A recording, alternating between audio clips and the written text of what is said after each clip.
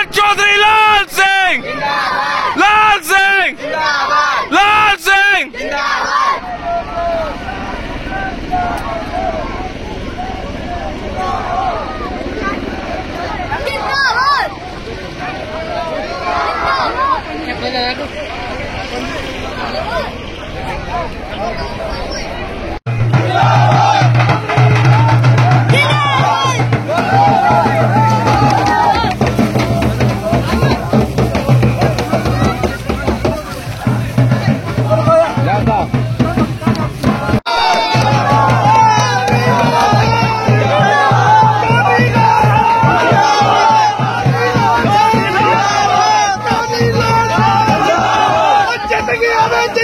चौधरी साहब जीत गया।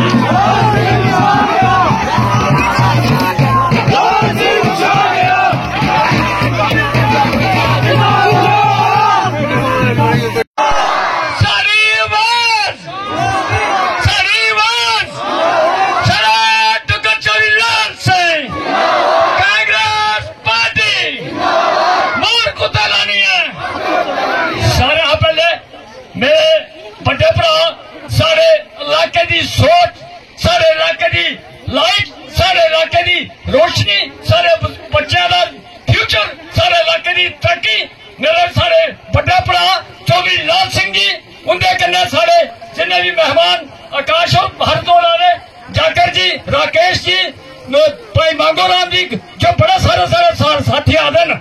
मैं माता भैन बुजुर्ग नौजवान साथी बच्चे नन्हे मुन्ने जितने भी आदे खासकर चौधरी साहब एक गरीबों के लीडर न, सारे आम आदमी के लीडर न, लोगों च जाने वाले लीडर न। उन्हें पता है गड्डी कुत्थै है, जानू कुत्थै है, धनेरा कुत्थै है, मदनेरा कुत्थै है, सरान कुत्थै है, गुगड़ा कुत्थै है, सैल कुत्थै है, पिकड़ कुत्थै है, सैलो कुत्थै है, रिड़ी कुत्थै है, कनालग कुत्थै है, कौड़ा कुत्थै है, फूंड कुत्थै है, कुलूईदार कुत्थै है, डोडरा कुत्थै है, सादर कुत्थै है, सरो कुत्थै है, शाला कुत्थै है, आत्माशा कुत्थै है। एक एक इलाके की पहचान, एक एक बच्चे के पहचान रखते चौधरी साहब। इंडिया लगा लीडर कुत्थै रहना और जा चलिए कुछ कन्नै नहीं मिले जियां चौधरी साहब बच्चे ने हर आदमी ने मिलते हैं। गलाना मतलब है सारा डेली बेचो रोआ करता है, सारे PHE दे बिजली दे जितने भी डेली बेचो रोआ करते हैं।